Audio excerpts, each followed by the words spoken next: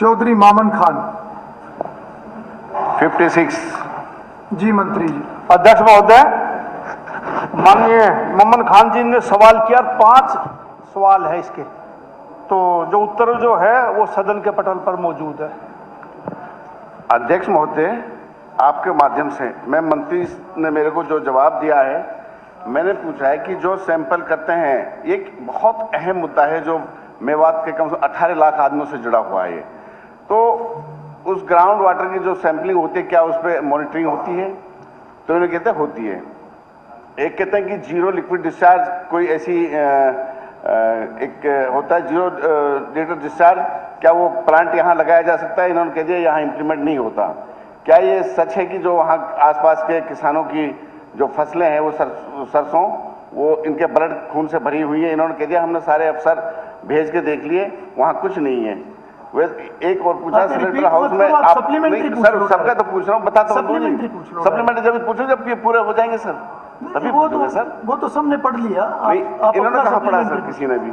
और सर एक पूछा कि सेनेटर हाउस में जब आप कोई सैंपल करते हो, फेल हो जाता है, उस पर पेनल्टी लगा देते हो, उसके बाद क्यों चलता है? क्यों उनको क्लोजर की रिपोर्ट नहीं देते हो? एक पूछा है कि क्या गवर्नमेंट 5 साल में डिटेल दी जाए मुझे कि रिसीव गवर्नमेंट ड्यूरिंग द, कितनी कंप्लेंट आपको मिली है?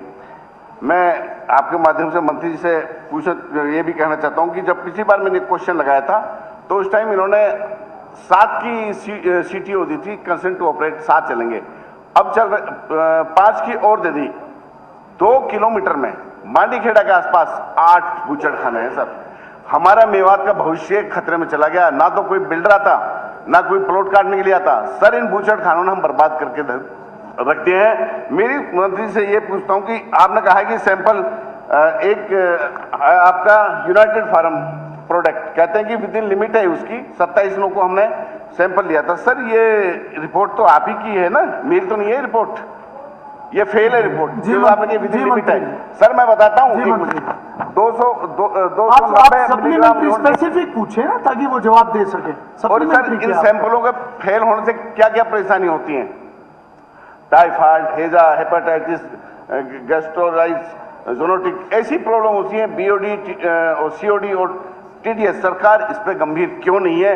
जब इनके सैंपल फेल हो रहे हैं, एक मिनट, जब इनके सैंपल फेल हो रहे हैं, मैंने आपको वीडियो भी दिखाई, मेरे पे वीडियो भी है, उनका वीडियो भी है सर, उसमें खेत सर ब्लड से भरे हुए हैं। क्यों सरकार कंट्रोल, सरकार ये मैं कह सकता हूँ है, सरकार बूचड़खानों को क्यों बचाना चाहती है? क्यों गंभीर नहीं? आपका प्रश्न का जवाब दे रहे हैं, बताइए मंत्री। देखो, बूचड़खाना भी अध्यक्ष महोदय की इंडस्ट्री है और वो कहीं भी लगाना चाहेगा तो उसको सरकार काम देकर नॉर्म्स पूरे हो तो वो दे देती है। अब ये इनका काम है कि कोई नूह में लेना चाहे, कोई गुड़गांव लेना चाहे, कोई अंबाड़ में लेना चाहे, हम रोक तो सकते नहीं। सरकार अपनी कंडीशन देखती है, उसको परमिशन देती है। और वो जो नूह का जो इलाका है वो उत्तर प्रदेश से भी लगता है और राजस्थान से भी लगता है। ज्यादातर जो ये भैंसें आती हैं वो राजस्थान और उत्तर प्रदेश से आती है, हरियाणा से बहुत कम आती है। दूसरा, जितने भी ये प्लांट लगे 99% इनका कटा हुआ मीट एक्सपोर्ट होता है, हिंदुस्तान में यूज नहीं होता। जहां तक पानी की सवाल है तो हरियाणा पोल्यूशन कंट्रोल बोर्ड के अलावा सेंट्रल पोल्यूशन कंट्रोल बोर्ड भी इसकी इंक्वायरी करता है। जहां जहां शिकायत मिलती है हरियाणा पोल्यूशन कंट्रोल बोर्ड भी उसकी इंक्वायरी करता है। हमने जब जहां जहां शिकायत मिलती है DC की अध्यक्षता में SDM मौके पे जाता है, एक पशुपालन का अधिकारी जाता है, RO जाता है और 2-3 अफसर जाते हैं। उनकी कमेटी बना रखी, उनकी कमेटी की रिपोर्ट मेरे हाथ में, सबने सैंपल पास किए, कोई दिक्कत नहीं। जिस भाई ने ये शिकायत की थी, एक अरशद था और एक हासम, उनने बाकायदा लिख के दिया कि हमने यहाँ मौके पर जाकर देखा, अब यहाँ कोई दिक्कत नहीं, लिखा हुआ स्टेटमेंट उनका है। तो ये नहीं कि सरकार इंक्वायरी नहीं करती। सिविल सर्जन जाता है, वेटरनरी सर्जन था, RO पलवल और RO नूह भी वहां गए हैं। DC की अध्यक्षता में कमेटी बनती है और जिन पर कभी कमी पाई जाती है तो उनके ऊपर फाइन भी लगा। तकरीबन 1,83,00,000 रुपए हमने इनके ऊपर जुर्माना लगाया, 1,81,39,39,000 ये जुर्माना भी लगाया। बंद भी करते हैं, बंद करने के बाद जो उनमें कमियां पाई जाती है वो ठीक कर देते तो फिर चला देते। जी मामन जी। सप्लीमेंट्री सर कि इन्होंने सैंपल लिए थे सर, और कुछ, एक तो यूनाइटेड फार्म हाउस का दिया था 24/9 को, उसमें आता है नॉन कंप्लाइंग। उसके बाद दिया था इन्होंने एक फेज है जो स्टकपुरी में, उसका लिखते हैं 8/9 को सैंपल लिया, नॉन कंप्लाइंग क्लोज। आज तक फैक्ट्री क्लोज नहीं हुई, आज तक बूचर खाना क्लोज हुआ। एक अल्लावेद का लिया था, उसको क्लोज किया। अध्यक्ष महोदय 21/10 को हमने वो क्लोज की सर, और 23/2/26 को खोल दिए। सर बोलने तो दो, अब बोलने 21/10/25 को बंद की और 23/2 जब उसने कंप्लाइंस कर लिया तो 23/2/26 को हमने खोली और उस पे हमने जुर्माना लगाया 22,68,000।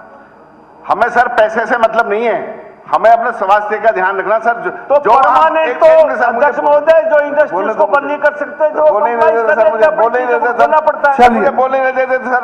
मैं ये जी, कहता आप हूं, क्या जब ये पूछ सर, एक मिनट, सटकपुरी में इतना बुरा हाल है, जितना सटकपुरी गए, प्रधानमंत्री को 9 लेटर लिखे, मुख्यमंत्री चलिए, को आपने 12 जो लेटर लिखे। प्रश्न किया सर, ये उन्होंने तो जवाब देखो, दे दिया। सर, अगर इंडस्ट्री साढ़े 3 महीने बंद रही है, आप कुछ कहना, बहुत शॉर्ट में अगर कुछ कहना, जब सरकार, बहुत शॉर्ट में अगर कुछ सरकार कहना। ये बताए, हो गया मामन जी। सर सरकार ये बताए जब मेवात के लोग हत्या को रोकना चाहते तो भाजपा सरकार। चलिए, आफ्ताब जी, आप भी शॉर्ट में करें, फिर इकट्ठा मंत्री जी बता देंगे। जी, मैं आपके माध्यम से मंत्री जी से यही कहूंगा कि इन बूचड़ खानों के अत्यधिक खुलने से एक ही इलाके में वहां जो है वायु प्रदूषण और बदबू का और जीना दूभर हुआ पड़ा है, मक्खियों का और बीमारियों का, और खेतों को नुकसान बड़ा भारी पैमाने पे हो रहा है। तो इसको एक अध्यक्ष जगह महोदय, कंसंट्रेट सरकार शाम जो को है ना सारी उनको ना करे, जिससे कि कोई अप्लाई कर दे तो ये एक ही अध्यक्ष जगह पे महोदय, सारे कल ही बूचड़ खाने। सीएम साहब के मीटिंग हुई थी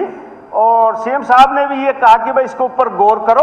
अब हम एक कमेटी बना रहे हैं, कोशिश करेंगे कि आगे सीटी ना दिया जाए, लेकिन जिनको चलिए। सीटी हमने दे दिया है वे अपनी जमीन खरीद चुके, मशीन को ऑर्डर दे चुके, वे तो लगेंगी, लेकिन आगे से हम इस बात का ध्यान रखेंगे सीटी ना दी जाए। चलिए।